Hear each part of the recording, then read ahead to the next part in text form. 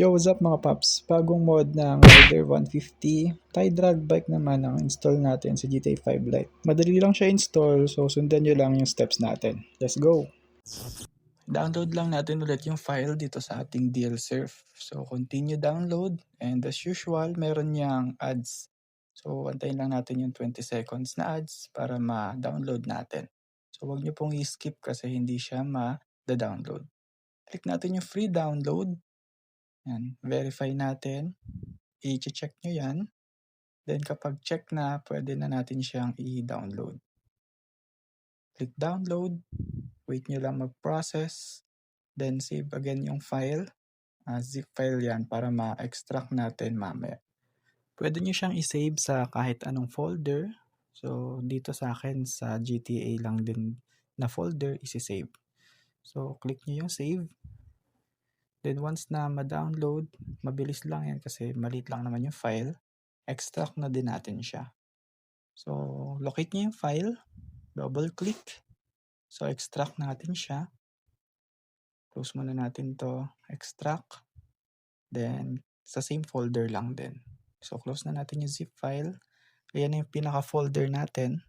Meron niyang lamang 4 na files, yung body na yan, tsaka yung readme.txt. So nasa readme yung installation process or guide. So open natin yan.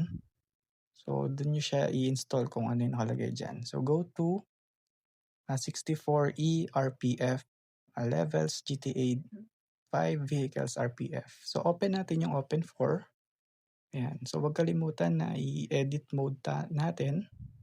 Okay, click yes. So sabi doon 64E RPF. So click natin yung 64E.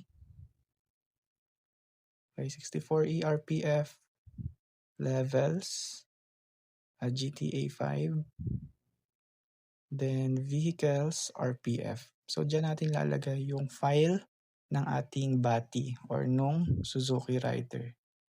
So open natin ulit yung folder natin ng bati or ng Suzuki Rider na mod. So ida-drag and drop lang natin yung file na yon.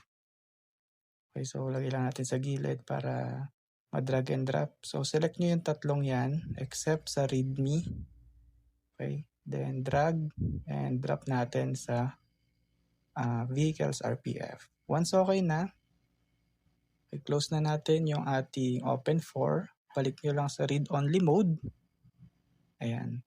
Then open na natin yung ating GTA 5. Okay, so para matesting na natin yung ating mod kung gumagana. So skip lang natin ulit yung ating intro dito sa GTA 5. Mabilis lang naman to.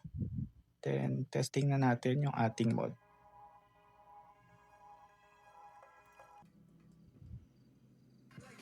Ayan, labas muna tayo para ma-check natin yung mod na nilagay natin. So as usual, F8 or nasa menu trainer lang naman lahat ng mod na in-install natin. So open nyo lang yung F8 or yung menu trainer nyo. Ayan, sa vehicle options pa rin. And vehicle spawner. So nasa motorcycles lang din siya. Okay, nasa bati 880RR. Ayan. So pag press nyo enter, lalabas na yan. Then meron pang another option para i-spawn yung mod natin. So pwede kayong bumalik sa vehicle spawner. So sa input model, type nyo yung pangalan or file name ng ating mod, which is bati2. Then press enter, then lalabas na yan. So test drive natin yung ating mod na Suzuki Rider tie drag bike.